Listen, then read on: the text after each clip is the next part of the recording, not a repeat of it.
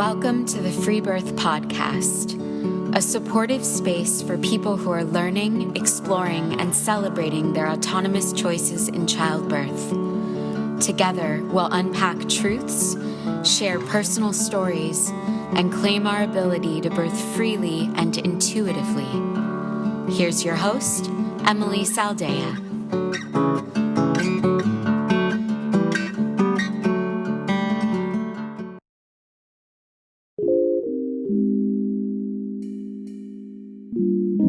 This week, we're joined by Kate from New Hampshire, who free-birthed both of her children. Kate shares how she decided birthing independently with her first child was the safest decision for her family. In the telling of her birth stories, she tells us about how she cried on the phone to Ikea customer service in early labor in one birth and even went to a doula interview in early labor in the next. Kate's stories are such a perfect example of how simple, but yet highly individual each person's births are. And as always, we get into a talk about doulas and midwives.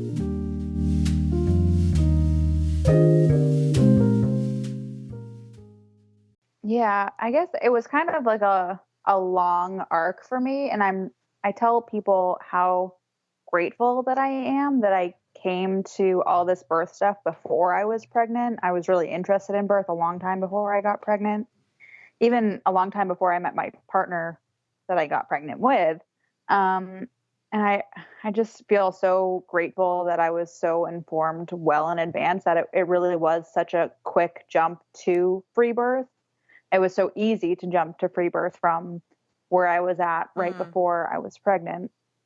So when we got married, my husband and I in 2014, well, I guess the first time really is I had seen The Business of Being Born, which is so cliche for like every doula, you know. Yeah, but it's like The a Business of Being staple. Born. It totally is. And, you know, I saw that pretty soon after it came out, probably, I think I was maybe 19 or 20 at the time.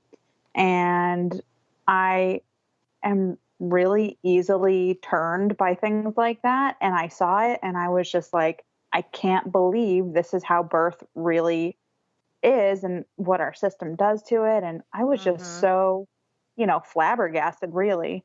So even though at that time I really was so far away from even thinking about having kids, honestly, at that point, I didn't even really know that I wanted kids. But after watching that, I was like, I want to have babies. I want to give birth. I want to do this at home. And I just knew, you know. And it's so crazy because The Business of Being Born, you know, not only does it only begin to scratch the surface, it doesn't really highlight real undisturbed physiological birth. And, you know, it doesn't support or promote truly autonomous, independent birth either. So it's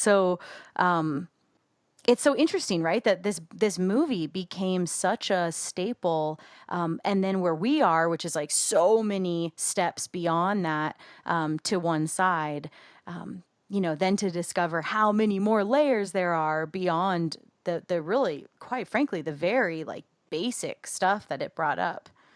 Totally. Yeah. No, that's so accurate because I watch it now and I'm like, oh, I kind of don't even like what's happening here. Totally. We got to if anyone's listening to this and they want to fund this project, we need to make like the sequel to that, but it's all about undisturbed birth. Totally. All right. Yeah. Sorry. Go back. Well, go on.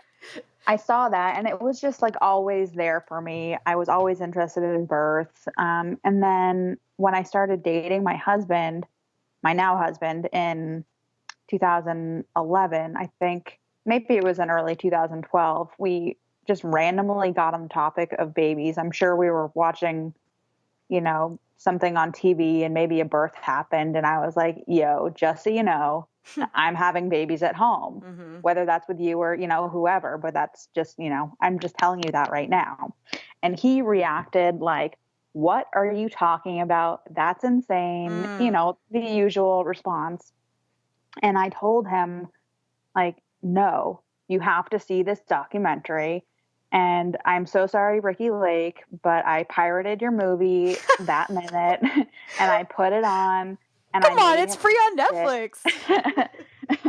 I know. I didn't have Netflix at the time, and it's free on YouTube now too. Oh, is it? But it is. Yeah, you can watch the whole thing on there. I send the link all the time, actually. Nice. I'm sure she's fine with it. Yeah. I did fund your new project, Ricky, so I'm really sorry. Totally. I did too. So then did you watch it with him? I did. Yeah. I made him watch it that night. And right after, he was like, holy shit, we're never going to the hospital and have a baby. Wow. And right then I was like, thank God, we can move on with this relationship, So I got the hard stuff out of the way, long before. I know so many women, I hear them talk about how difficult it is to even convince their partners to have a home birth once they're pregnant, So I am just so grateful that that was not even an issue for us because it was addressed very early in our relationship and it was just settled. There was no question about it. And then after we got married, just to be clear, but this was kind of, I'm assuming, was assumed midwife attended, right? Yes, absolutely. Yes. And that was my assumption too. I really thought like, of course I'll have a midwife. I really didn't even, I don't know if at that point yet I had even considered free birth. I don't think it was on my radar at all. Although looking back now, I think that I had heard of it. And I'll get to that in a little bit, but, yeah, no, it was definitely like, of course, we're going to have a midwife. We're just going to have our babies at home, the normal way that people have home births, quote unquote. So, that was like a non-issue moving forward. And we started trying to get pregnant basically right when we got married. And I had really just super irregular cycles for a long time. And my mom had fertility issues. She needed assistance to get pregnant. And so I just kind of got in my head like, oh my God, am I, going to have issues with this? And I was kind of into fertility awareness, but not super into it like I am now. So I felt kind of fearful about it. And when I thought about like, what if I can't have a baby on my own? It made me really sad that I would never, get to experience that home birth. And it made me think that maybe midwifery was a career path for me. So I started looking into that and researching, and I actually talked to a few different schools, and I sent out like an email to a bunch of midwives around about, potential apprenticeship in the future and that kind of stuff. And,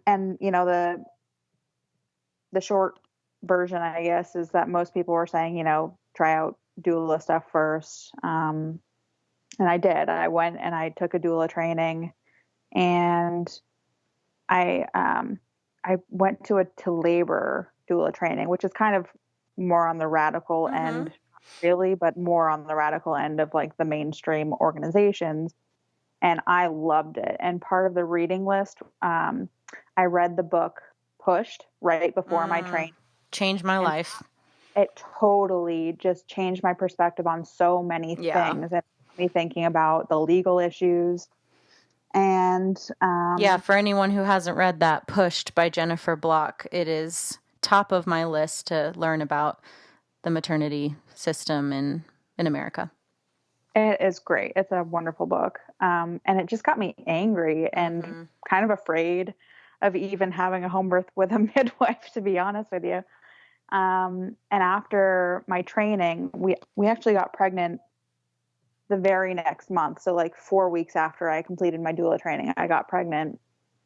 And I think like right around the time, I probably didn't even know that I was pregnant at the time, but I started being really concerned about hiring a midwife.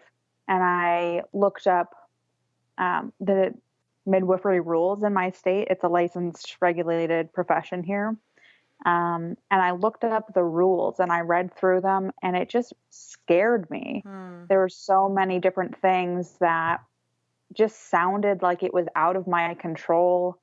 And I mean, our rules here are certainly not nearly as bad as I've seen in a lot of states like Arizona and whatnot. And But what state are you in? I'm in New Hampshire. And so do you remember some of the rules and regs that stood out to you that freaked you out? Well, I know it might sound like not so scary to some people, but just the fact that a midwife would have to transfer your care if you, had multiples, if your baby was breech, which we all know are pretty standard things for them to, have to transfer for in regulations and that kind of thing. But just all the stuff that they talked about in prenatal care and like pap smears and, dilation and, whatever, just reading all this stuff that they had to adhere to, just, it wasn't even anything in particular. It just made me feel like I wasn't in control. Yeah. I think really the most specific things that really scared me were that there's lists of things that they have to consult an OB or a certified nurse midwife on. Like if you're in this situation during labor or before, you have to consult with an OB and basically get their opinion or whatever. And just reading that, I was just like, what the, why does somebody who I don't know, I don't care to know at all, I don't want to know them. And just why would they have any influence in this process? Why would my midwife not be able to be that decision maker? And furthermore, why does the state have any influence on this at all? Yeah, it really starts to reveal a party. Totally. Yeah. I just got really scared that, something would happen that was out of my control. I would be labeled high risk, maybe I would have gestational diabetes or whatever. Not that I really think that that's really a thing anymore. Yeah. But it just scared me. It really did. It just scared me that I would be in a situation where I wasn't in control, and where my midwife wasn't even in control, where they basically are just answering to this OB or whatever, or they're, answering to the state because they want to protect their license. Right. And nobody's really outside of the medical. No one's really outside of the medical system. Like that's what people don't really seem to understand. A licensed midwife is a part of the medical system, and they answer to the medical model in a very big way. And it's, but the way it gets portrayed is that it's the alternative to the medical model, which is 100% not true. Nobody bringing IV fluids and antibiotics and Pitocin and oxygen, that has OBs that they refer to and work with and answer to, like you said, that follows rules and regulations set up by the medical model, is even remotely outside of that paradigm. That is the paradigm. Yeah. And also the fact that not only would that midwife be at my birth, I wanted a doula.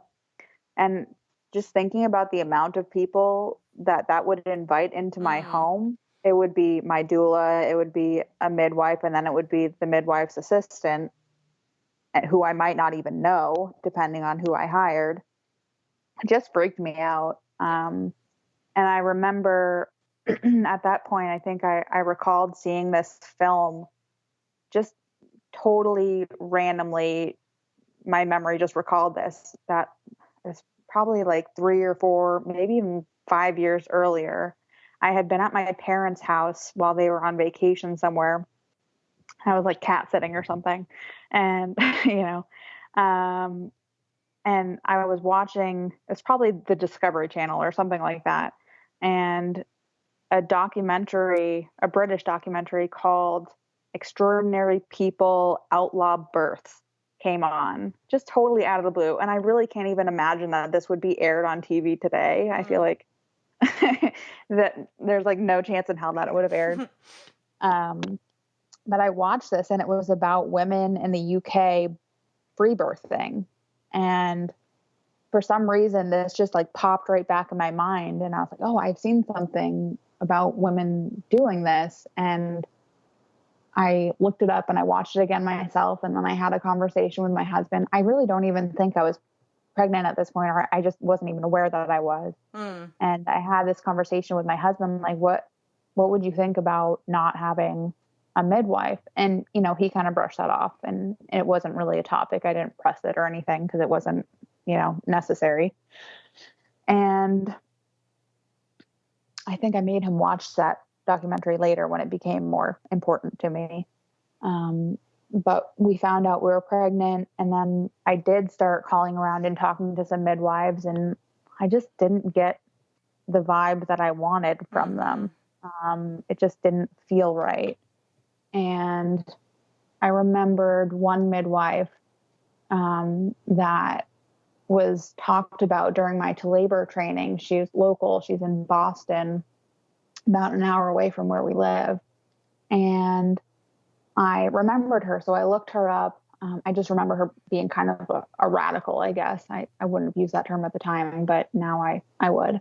And I called her and talked to her, and I don't know what came over me, but I told her, I just felt safe talking to her. I told her, just so you know, my options right now that I'm thinking about are either hiring a midwife, which I'm not really sure about, or having a free birth. And her response was so positive. It just made me feel so relaxed. She told me, I'm great friends with Laura Shanley. She has stayed at my house before. I believe that babies will just be born. You know, I don't really do a whole lot, and birth happens, you know. And she just made me feel so okay and at ease. And I was like, why am I even talking to you? You know, this is it. I don't need you. Well, that's what's unique, right? That's what I'm loving about this story, is that you weren't seeking somebody to hold, and not that there's anything at all wrong with this. It's just unique that you already had the confidence in the birth, and you were really looking for kind of permission to fully embrace that, it sounds like, through this exploration, versus, you know, I think most people go through the process, understandably, because of the way we're, you know, trained, of like, who's going to save me from this? Yeah, totally. And you were like, who's going to not fuck it up?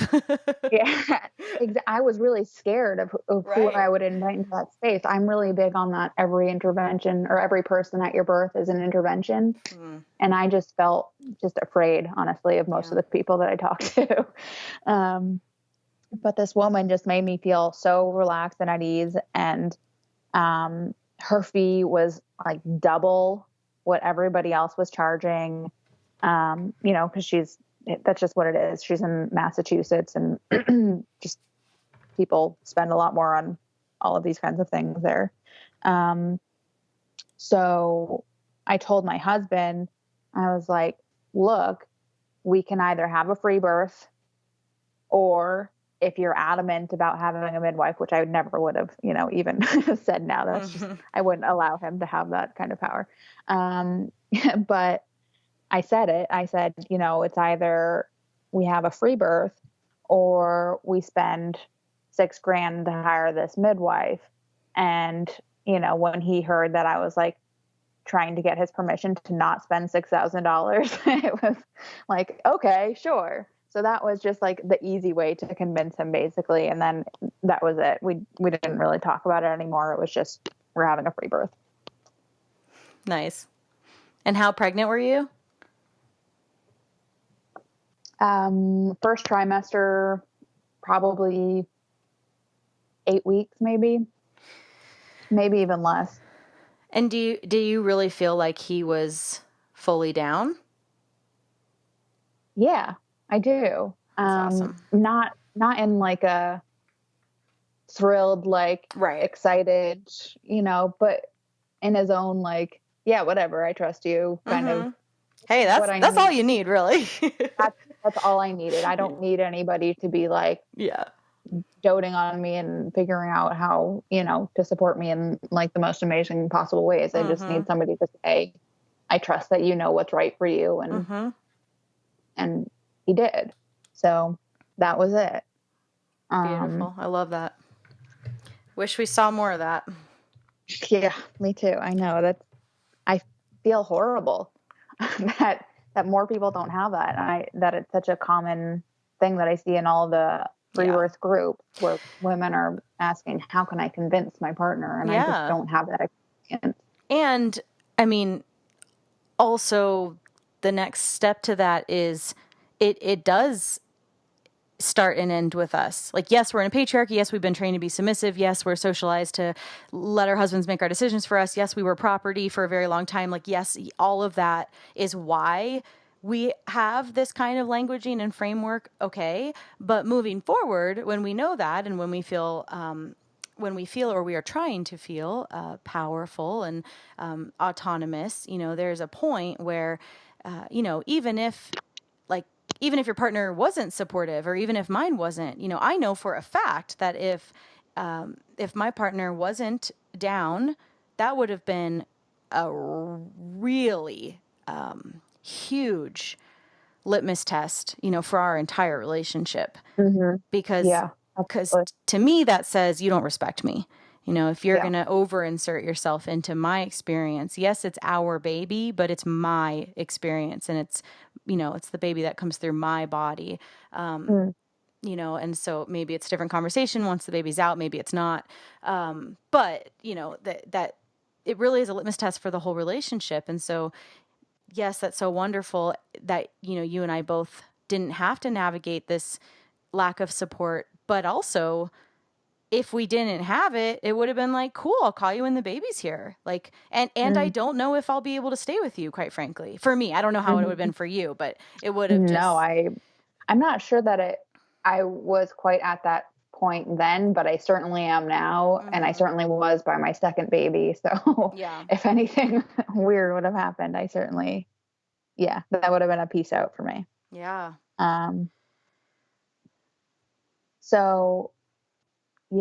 So it was very early that I decided mm-hmm. that I was having a pre-birth.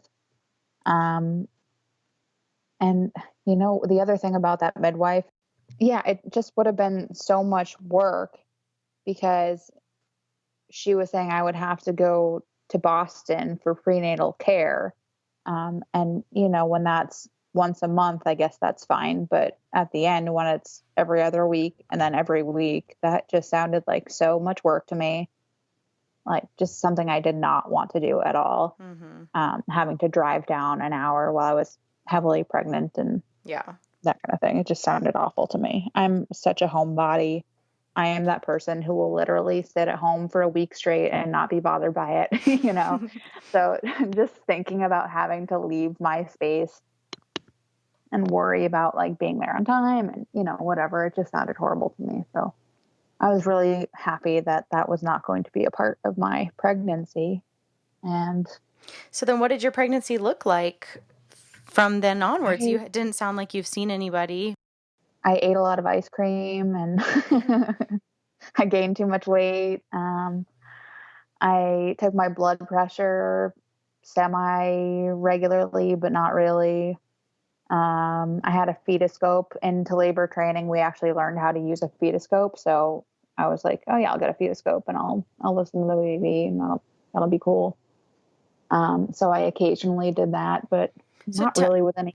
Tell me a little bit about your decision to not do any prenatal care, because as you know, a lot of women free birth, but a lot of women who free birth also go through the motions with a doctor or a midwife. And so what was it, just kind of a no-brainer that you wanted to have this wild experience and not have any management from the get-go? Yeah, I just didn't, even if I had a home birth, I would have refused all of those things. I didn't want my blood drawn. I didn't want urinalysis. I didn't want GBS testing. I didn't want diabetes testing, all these things. I just did not put any stock in those things.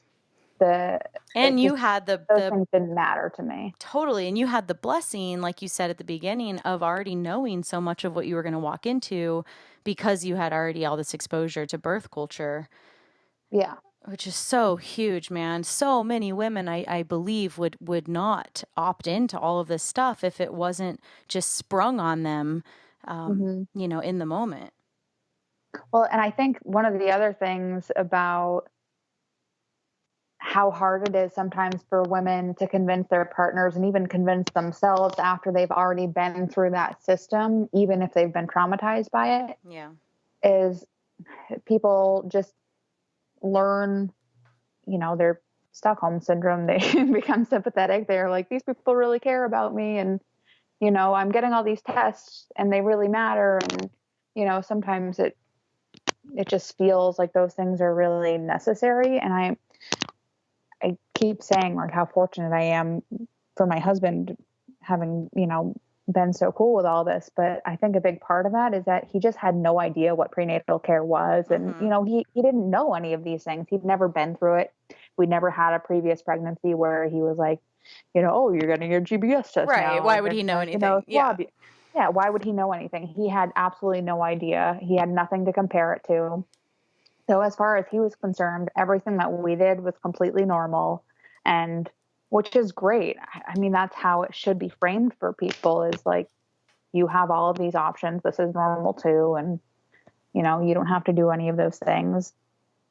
Honestly, it would have been so much work to get those things because I was on my own, Well, and it should be framed, exactly. It should be framed as optional no matter what system you're in or if you're doing your own stuff, because ultimately it is optional, but that's obviously that's not how it's spoon fed to people.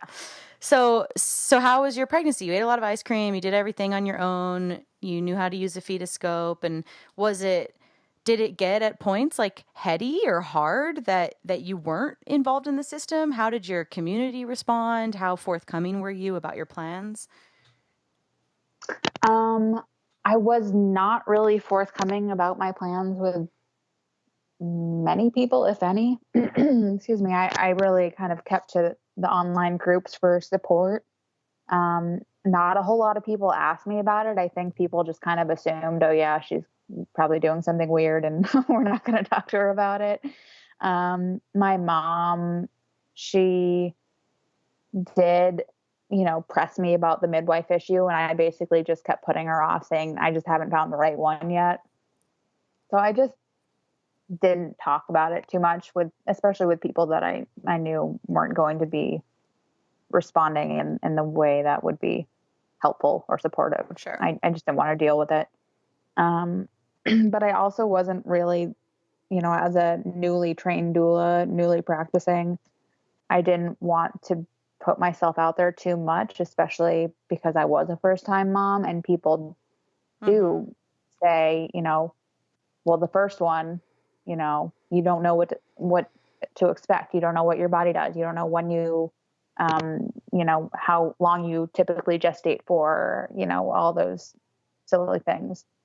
So I didn't put myself out there. I really wasn't too familiar with all of the other birth workers in the area. I was just kind of getting my feet wet in that area and starting to build relationships. So I didn't want to be too outspoken about it, which is not the case now. I talk about it freely. I have I'm much more involved in the local birth community, and I'm very much more open lately about my free births, and I love that. I really feel like people should be able to just be open. For a long time, I lied about it. And, if somebody asked me, or a client asked me, especially, where did you give birth? And I would say at home. If they said, did you have a midwife? I would just say, yeah, of course, Interesting. So when did you start telling the truth? In the last year, since my second free birth. Wow. I don't know what switched, but I really just was like, I need to stop lying about this. I don't feel good about it. I don't know why I'm hiding this. Yeah. This is really, but well, you're hiding it because, we all know why anyone would hide this. You don't want to sound like you're insane. You want to appear to be a logical, reasonable human being. Or just that you don't want to defend your super alternative decisions that, of course, make sense to us and probably all of our listeners. But, I get it. It's not easy to just openly be doing something that is been so successfully, taught to everyone is like incredibly dangerous. Yeah. It's not, free birth doesn't have a good elevator pitch is basically what it boils down to. It takes a lot of work to get to the point where you're able to overcome all the societal bullshit, and be at a place where you understand that this is normal, this is good, this is a valid choice. And it's not easy to impart that on somebody in 5 minutes when they ask you Right. about your own experience. But I've definitely been more willing to just be like, yeah, I had Freebirth lately. I don't want to lie about it anymore. And actually, I think working on your elevator pitch is a really good idea. I think, and for anyone listening who is resonating with what you're saying, I think it's actually a really smart thing to do is work on your elevator pitch. I mean, not necessarily you right now. It sounds like you've already released a lot, but for someone who is struggling with how to authentically kind of come out of the closet, with their decisions, I really would like write down a 5-minute speech and practice it and come up with a couple of sentences, for how to explain it and how to explain it in a very logical, calm, non-defensive way. I think, I had to learn how to do that, and it was very productive for sure. Mm. So take me to your birth. Oh boy. Or the end of your pregnancy, wherever you want to start telling your birth story. Yeah. So during our pregnancy, we were renovating our house, totally DIY, and I'm really a hands-on kind of person. So I was ripping up floors and, pouring concrete and laying tile and remodeling a whole kitchen. And so I was 38 and a half weeks, and we had a little get together planned at our house for Saturday, or for Sunday, actually. It was Friday, and we had a baby shower, housewarming kind of thing happening on Sunday. And I was in this mad dash to get the rest of the kitchen to look like halfway decent. I had this big list of, I need to get all these things done, and then it'll look, semi-presentable for somebody else to look at it. So I was on Friday. I didn't work on Fridays, and my husband was at work. So I was just at home. And I was cutting my butcher block countertops that morning. And then I have a rabbit, and he had chewed a hole in the dryer vent. And I went downstairs to the basement because I was going to go fix it. And so I pulled out my dryer, and then my water broke. And I was, as a doula, I know most first-time moms go to 41 and a half weeks. That's totally normal. And the whole pregnancy, I just had 42 weeks in my mind. I didn't tell a single person my due date except for my mom, which I kind of wish I hadn't, because she almost spilled it. But I was telling everybody, like, probably late September, even though my due date was early September. So at 38 and a half weeks, I was like, no.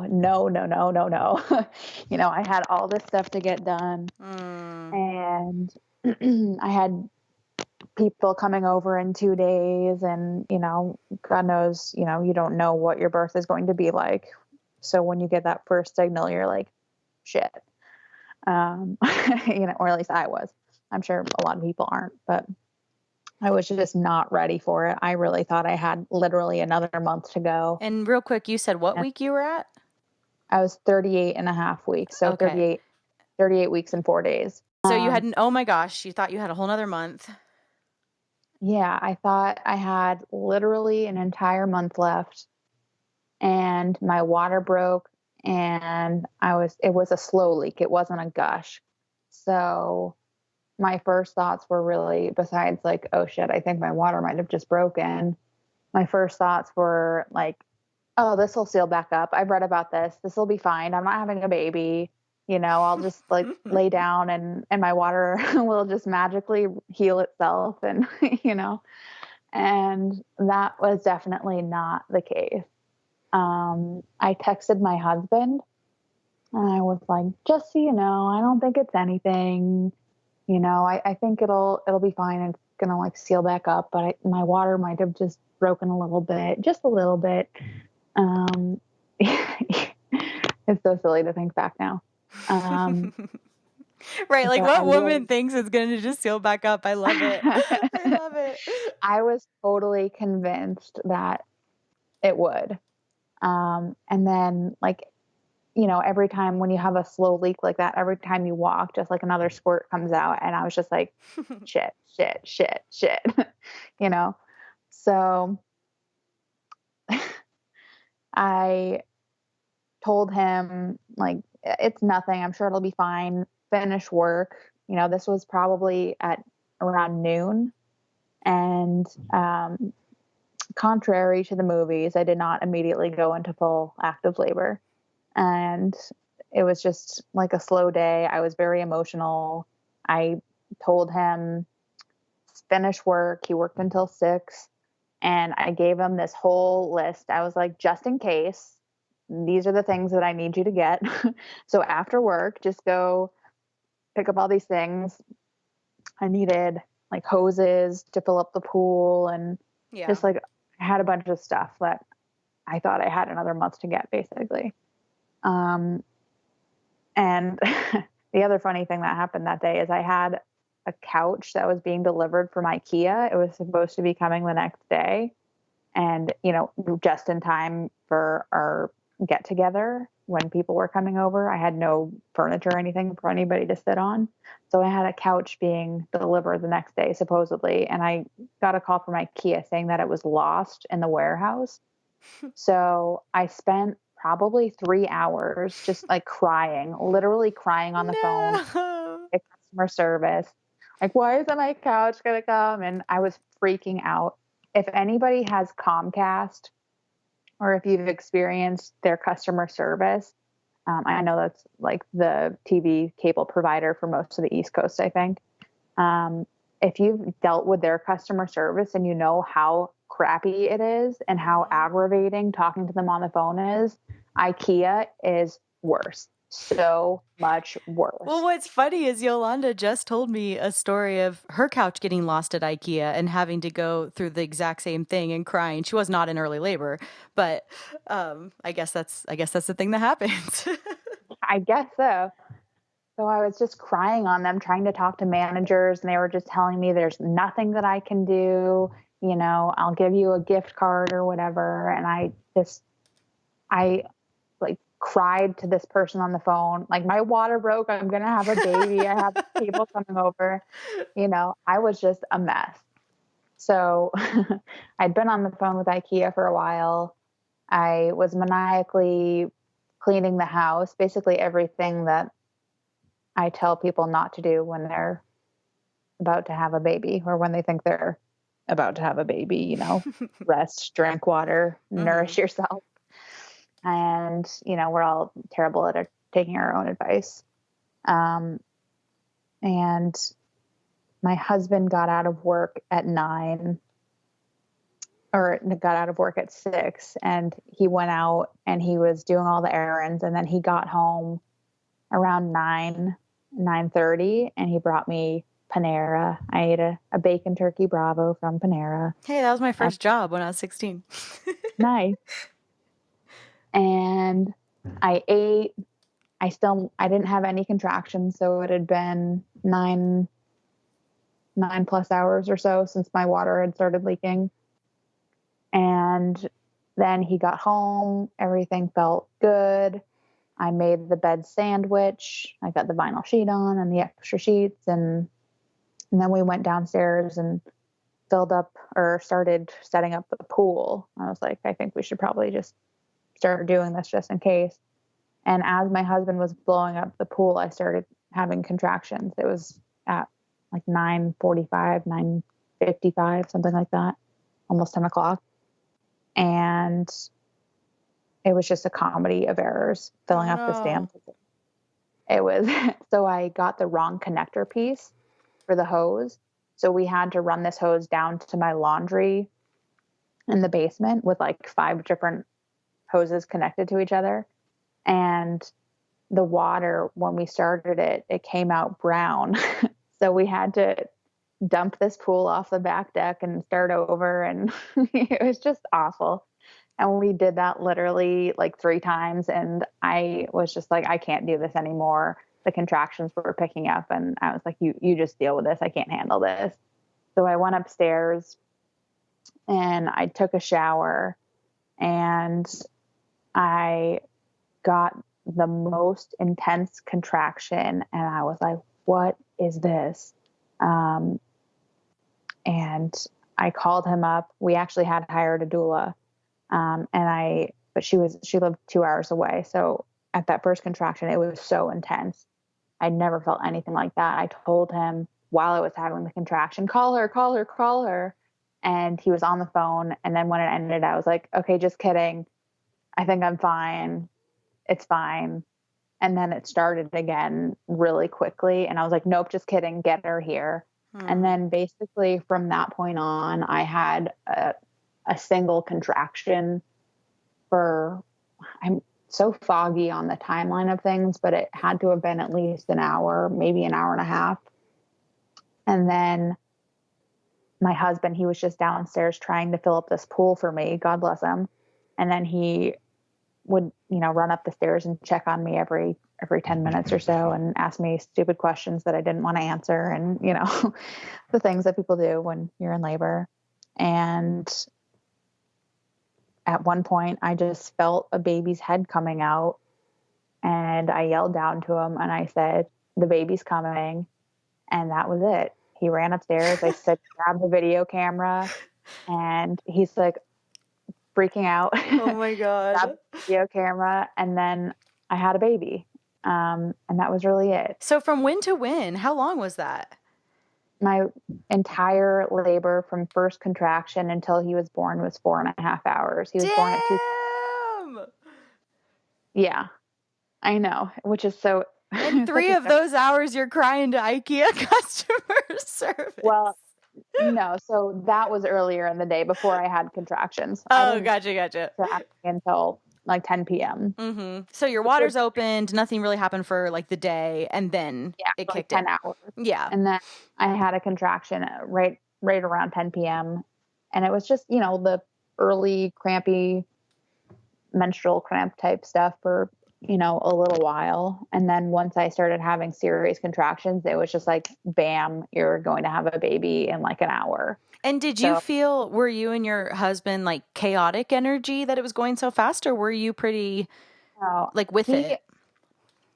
So I think because it was so intense, I had no idea what was going on. I was like pacing back and forth from the toilet to my bedroom, just walking back and forth in the hall. And then at a certain point, I just climbed into the bathtub and it was empty. I just climbed into my dirty bathtub. I wasn't expecting to have a baby in this tub. So no, you're a little cat. I love it. You just like got to go hide somewhere. Yeah. So I climbed into the bathtub. I'm all by myself. I basically labored alone the entire time. So my husband's just trying to fill up this pool downstairs and occasionally checking on me. He has absolutely no idea that it is, this intense for me. Not a clue. And me, I think because it was just so intense, I was just in it. There was literally no break in a contraction. It didn't come and go. Mm-hmm. It was just there. And I remember at a certain point, I was banging my head, maybe not banging, but at least pressing it very firmly against the side of my tub, thinking if I was at the hospital, this is when I would get the epidural. Mm-hmm, totally. I just had that thought process. And then like 15 minutes later, I had a baby. Nice. Right on cue. That's awesome. Yeah, it was great. It was very easy. I just, I was on hands and knees for most of the time. And then as I felt him coming out, I just Captain Morganed it, caught him, turned around and laid in the tub. And that was it. I love it. And how did the placenta emerge? That took a long time, actually. I wasn't even thinking about it. My doula, since she lived so far away, she was still an hour away when he was born. And I was just kind of chilling. I moved over to the bed. The placenta hadn't even crossed my mind. I really wasn't thinking about it at all. And I was just hanging out. And then when she got there, she was like, "Is your placenta?" You know? And I was like, "Oh, no. So I actually got up and went to the toilet and like made a conscious effort to get it out. I think I took some Angelica or Shepherd's First, whichever the one is for before the placenta comes. And I just went and put some effort into it, and my placenta came out, and that was it. Nice. I think it was about 2.5 hours after he was born. So it was a significant amount of time, but there was nobody to freak out. And so nobody freaked out. That needs to be just in my opening right there. There was no one to freak out, and so no one freaked out. That's really what it is. Like, so good. I think some people, I find the conversations in some of the free birth groups to be so interesting because there's a lot of people who think and who justify free birth on the fact that people are so informed. People who do it are so knowledgeable, and, you know, they do a lot of work to inform themselves about birth and all this stuff. But I think lately, and I really think that you've influenced this a lot, you and Yolanda, there's definitely been a shift in the conversation where it's okay if you're not that person. And if you don't want to be fully informed, you don't have to spend all this time, because birth just happens. It's natural. And if you don't, you know, find out about all these things that could freak you out, then you don't freak out because you don't know about them. I really think that totally is a valid thing. It certainly was the case for my husband. He had no idea what to expect. So he didn't freak out, you know. It really is that simple. Yes, totally. Right. And, you know, this is kind of maybe a dark thing to bring up, but like teenagers give birth like in the toilet without knowing they're pregnant. Yeah. Like, you know, totally. Women can birth in a coma. Like there is something there that I think we should not forget about, you know, that like you're pointing to, that birth is physiological, birth happens. And actually the biggest hindrance to birth is our heads and our environment. And so when we change those, yeah, it really does get to be this, you know, physiological experience that does become actually quite simple. Mm-hmm. And there's Absolutely. something to be said for the partner not knowing that much. I completely agree with you. Absolutely. I think every partner should be completely ignorant. Right? I mean, really. And it actually is a red flag for me when I work with couples where the partner, typically male, wants to read everything, know everything, be involved in every decision, you know, wants to practice all of the emergency complication responses. Well, and what that says to me is, oh, cool. So you want to replace the doctor and the midwife with you.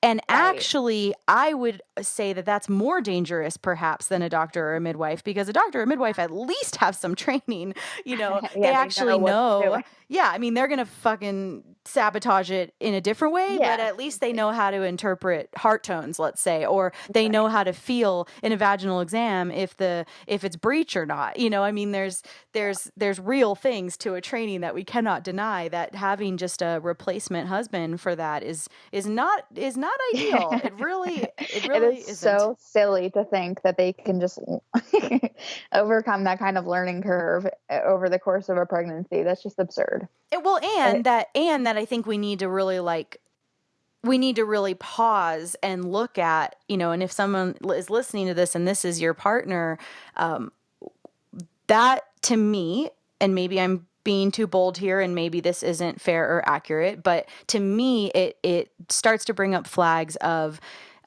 this isn't really a free birth. This is someone else managing you. And is that what you want? Is that in keeping with your relationship? Okay, great. Like, none of my business. But if you want a free birth as a pregnant woman, you are the one in charge. You are the one at the top of the, let's say, power pyramid. And so why does your husband need to know how to deal with a hemorrhage? I mean, I cannot tell you, Kate, how many women email me and message me and say, I'm just being rational here. My husband's terrified because what if I bleed out and he's going to have to know what to do because I won't know what to do. He And calls 911. well, obviously, and That's I what would he does. say, 15 steps before that happens, as the woman having the free birth, how do you feel? Do you feel faint? She's not, Right. women aren't just idiots right after they've had babies. Like Yeah. we are in our most primal, intuitive, instinctual mind. And I mean, I have birthed with a lot of women, and I've never, ever attended a woman or witnessed a woman who didn't know what she needed and and what her baby needed. I've never, not saying that can't happen, but I have never attended a woman or been with a woman who didn't know what to do, how to help her baby if the baby needed a little help, and how to help herself. And that's the part that, that's broken in our womanhood, in this patriarchy, is that I can't just tell another woman, you're going to know. That's not enough for a lot of women. For some women it is, and that's freaking awesome that that's enough because it's true.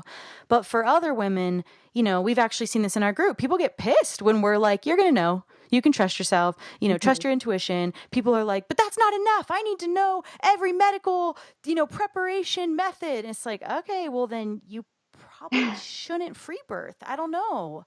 That's a whole different, it just sounds like a recipe for disaster. Yeah. Anyway. No, I agree. I don't think that's too bold at all. Yeah. Okay, so take me to your next pregnancy and then move into your next birth. So my next pregnancy, I actually got pregnant on my second cycle. Well, not really my second cycle, but it was like the ovulation after my first period after I had my first son, which was like 14 or 15 months old with him. And so my kids are 2 days shy of 2 years apart. And when I got pregnant with him, it was just obviously meant to be because it just happened with one effort, with one attempt. And this just miracle baby came along.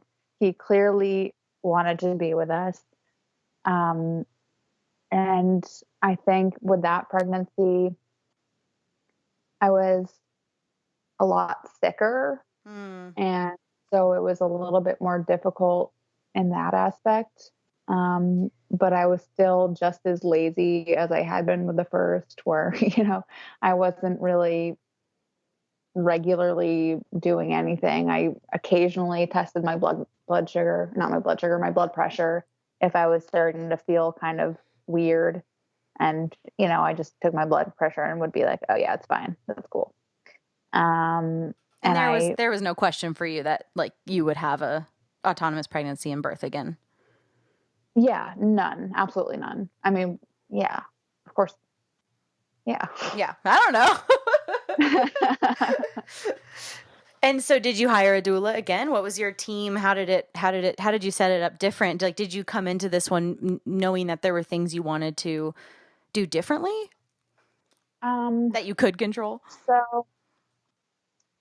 Well, I did immediately after, I don't know why. I guess I was so concerned that the second time around that things would be so much different, that I would have like some crazy long labor, and my husband hadn't ever really been with me during labor. So how would he know how to, it was just kind of unfounded fears in that aspect. I just started thinking like, what if? So I'm like, I'm going to get a doula. And I started talking to her very early. It was actually a different person who was much closer by. And I started talking to her very early in my pregnancy, and then some life changes happened. My husband, his job situation changed. And so financially we were just in a different place. And I was like, I don't think it makes sense to pay this doula anymore. I don't think we can really, I don't think we can really do that. And I talked to my husband about it. And when I asked him what he thought about that, he said, who's going to clean up? And I was like, are you serious? Hey, valid question, I guess. But it's just so funny that, first of all, like, is that what you think I do at every birth that I go to? I'm not just a cleaning lady, although I am in part. But, sometimes those are the best births, though, when all you do is clean. oh, yeah, totally. Absolutely. I thought it was so funny that was his response. Totally. But it's also kind of beautiful because it speaks to his confidence in you. He wasn't like, who's going to like help me stay calm and who's going to help you through labor. It was just like, who's going to do the shit I don't want to do, which is kind of nice. Exactly. Even though, last time the mess was really the doula. She like disassembled the pool. I actually never saw the pool set up. He had it mostly filled by the time I gave birth, but I never went back downstairs. Apparently I had a bunch of birth affirmations printed out and like lights and those kinds of things. And he had actually set up the space kind of. And so I never saw it. She broke all that down for us. Nice. Before I ever went back downstairs, and she cleaned up the tub and the toilet. And, it was a little bit messier, I think, just because my water had broken prior to really going into labor, essentially. And I guess it's just so funny to me that that's what he thought about. Yeah. And so I was like, well, if that's all you think that she's going to do, then we don't need to spend this money to bring her here. My concern really was my older son and, whether he would be able to, be cared for the way that. Because he was 2. Right. Well, he was going to be 2 when we gave birth. So I definitely wanted him around. And, I had no concerns about him seeing me in labor. It was more just like, if the timing's right and he's really tired and needs to go to bed, am I going to be alone again? And what if this is long and that kind of thing. But it wasn't. We had another very silly circumstance, I guess. It was completely different labor. My water didn't break first.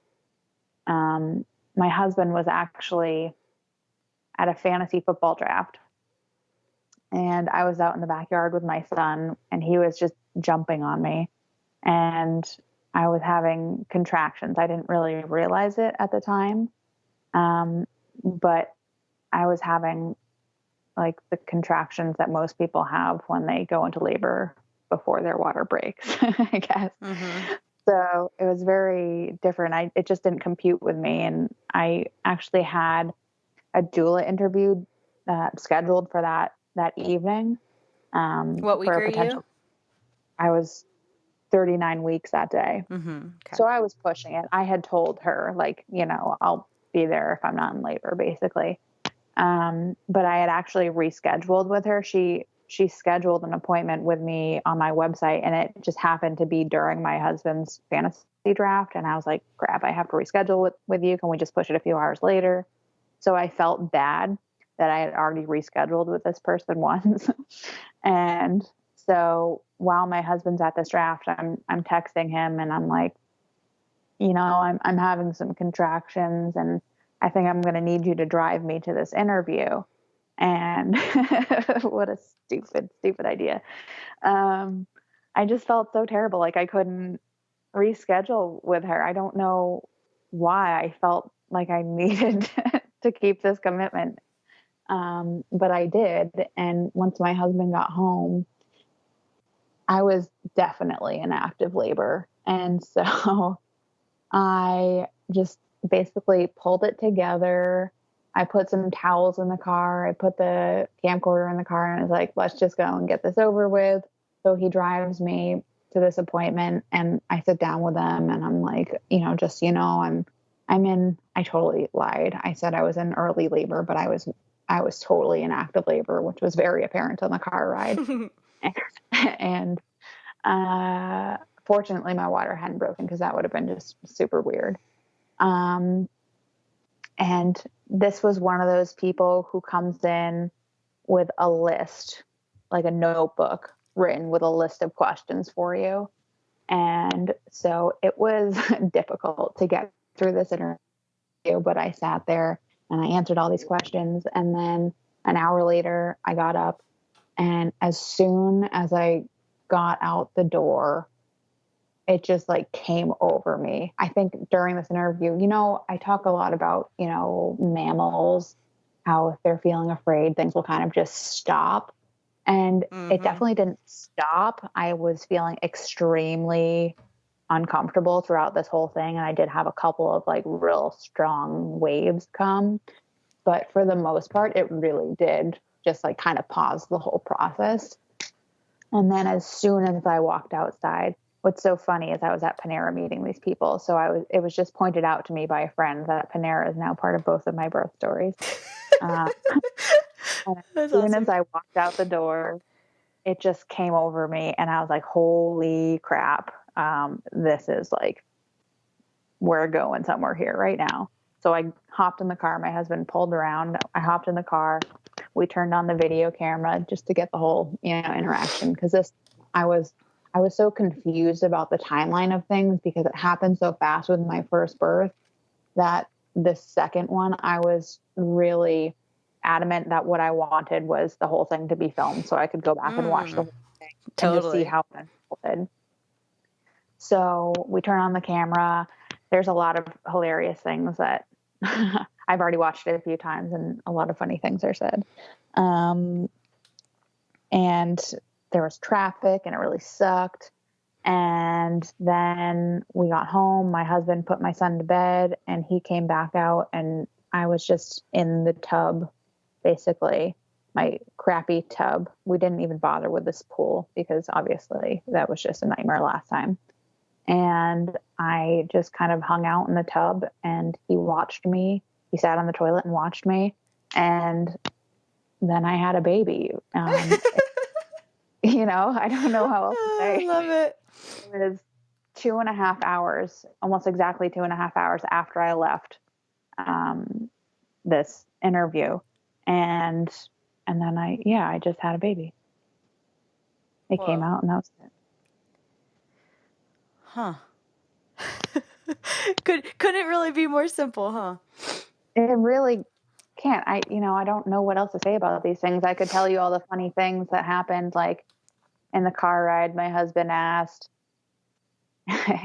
he always asks me how long I'm going to be at birth. And I'm like, why would you even ask me? Oh my God, I know.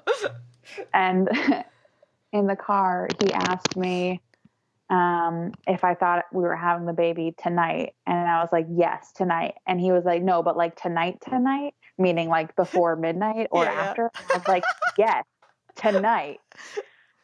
So that was one funny thing that happened. And then I had no idea that this happened until I looked back at the video too. But I had the toilet open. Normally we have them closed because we have cats and they drink out of the toilet. And I had left it open and I had peed and not flushed. And my cat came in and started drinking out of the toilet. So like I'm in the tub looking over at my cat, like, no, stop doing that. And so that's another funny thing that happened. And what about your placenta with the second one? It just fell right out. Yeah. I stood up and then plop, there it was. It could not have been more different.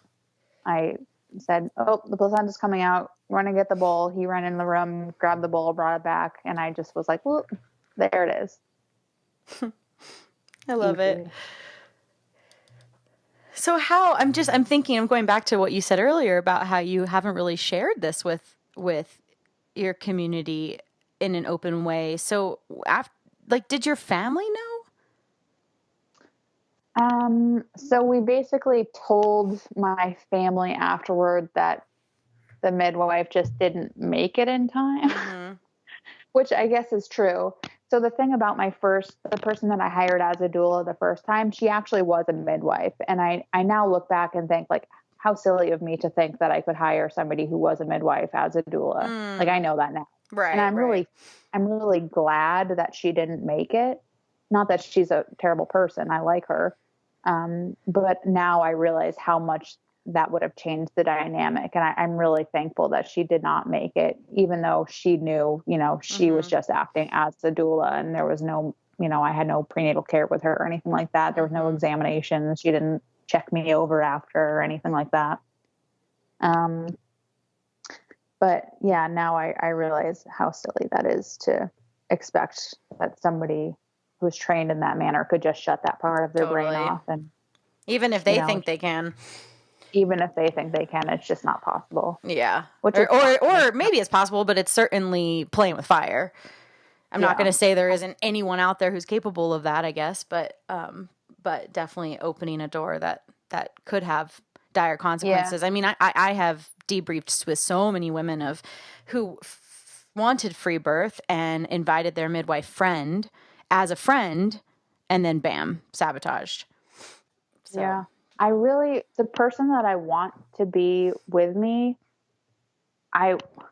thinking about it now, I really just want somebody who, and this goes back to our whole conversation, basically, is I want somebody who's ignorant to birth, but trusts me and is just here to do whatever I tell them to. Totally. I honestly, I don't even care to have a trained doula. I mean, obviously I didn't hire one last time anyway, but the person that would be good moving forward for me would be just like a family person. And it really sucks that I don't really have that.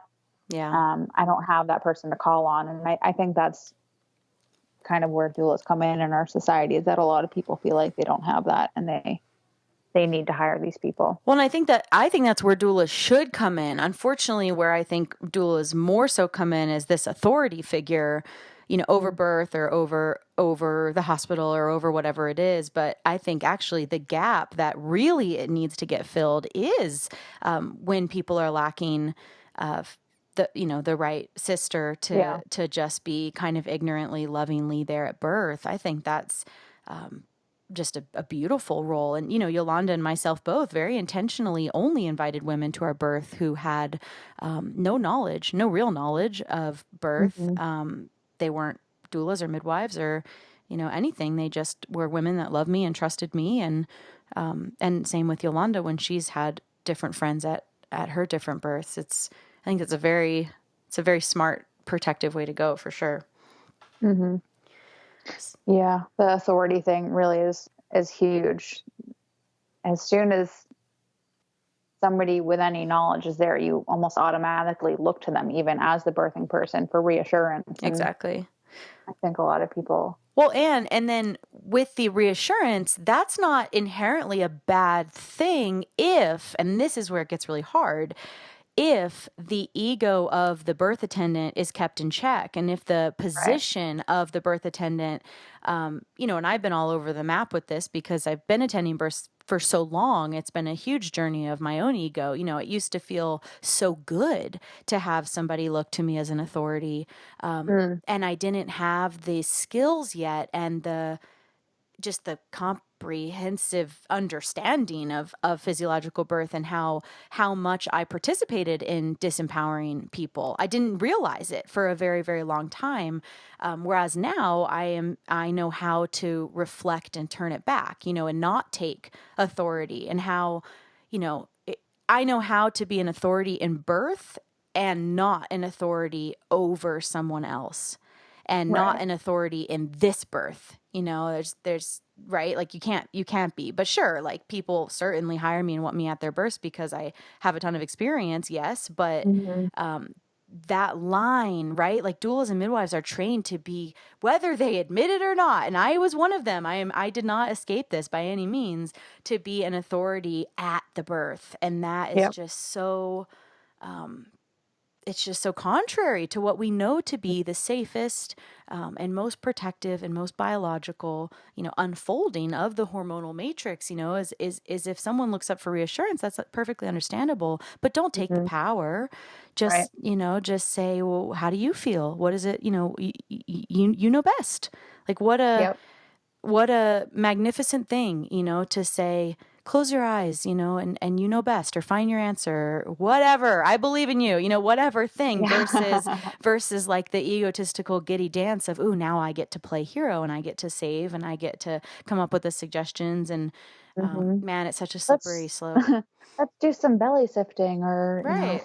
whatever thing you can come up with. Totally. No, I totally, 100% I'm on that train with you. Because it feels so good as a doula to be like, let's try rebozo, let's try this, let me do acupressure points, like all of this stuff. And I remember when I was younger being like, if I wasn't doing anything at a birth, which obviously now I've learned is better, but obviously with a watchful eye and all these other things, but in terms of inserting myself, I remember earlier, many years ago being like, if I'm not inserting myself, like, what did they pay me for? Like, I feel bad that I'm not doing all this stuff to earn my money, kind of thing. And what a fuck dynamic that is. Oh my God.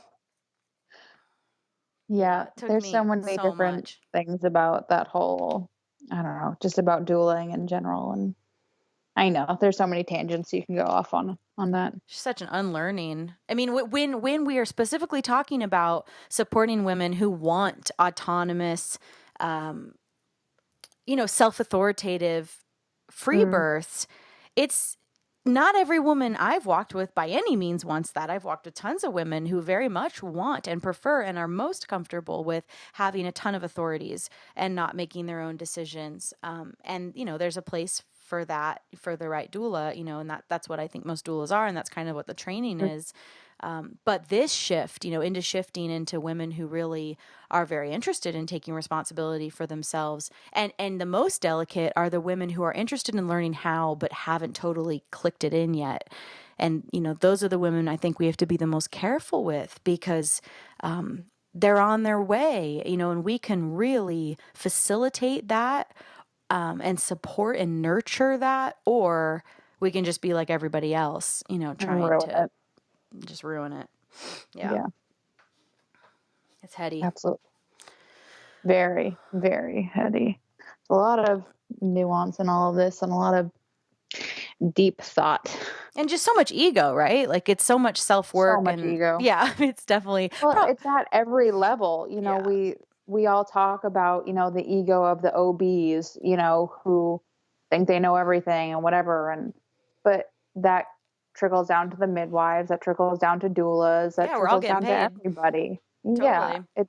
Everybody has it. Everybody needs to actively be working on keeping their ego in check. And it's this huge shift of having something to prove and then not. Like when you don't have something to prove anymore, things feel really different in your auric field. When you've like fully embodied your work and what you have to offer and who you are in the world, and the confidence and self-love that comes with that, when you've really embodied that, you don't have anything to prove. People take you or leave you. And I mean, it's been a huge lesson for me of, creating this platform and having just, so many people hate me that have never even met me, but just from whatever, my podcast or Facebook or whatever, just so much, bad reviews and trolling and whatever, just nasty shit. So it's really like pushed me to a new level of like, am I strong? Is my auric field strong? Do I believe in what I'm doing? Is what I'm putting out authentically true and pure and good, to the world as best as I can? And or am I just trying to prove something and I'm really not, and so it feels so easy to let it roll off my back. Anyway, anything else you want to share or close on about your beautiful free births? They were cool. I will do it again. Awesome. Well, I love the simplicity of it. I love just how clear and strong you were from the beginning. That's, we need more of that. Yeah, I feel like what you were saying earlier about how we can get to people before they experience the trauma, that's just so important. And I think so many people think, you were saying about how people look at home birth as the alternative, but it really is in the medical model. And getting people to understand that just because you have a home birth midwife doesn't mean that they are going to practice in a way that you feel comfortable with. So even if you feel like you need to hire a midwife, which is, obviously a valid choice for whoever wants to do that, people still have shitty experiences with home birth midwives. They still practice in ways that are uncomfortable for birthing women. And I think that's such a difficult thing to It's so hard. relay. Yeah, the whole thing is so hard. All righty. Well, thank you. I love your stories, and I hope that they inspire anyone on the verge of taking that leap and knowing that it can just be simple and funny and unexpected and powerful and intimate and just everything that your stories were. Thank you. That's it for today, everyone. Join us next week for another episode of the Freebirth podcast. Thanks for joining us, and remember, your body, your choice. Lots of love.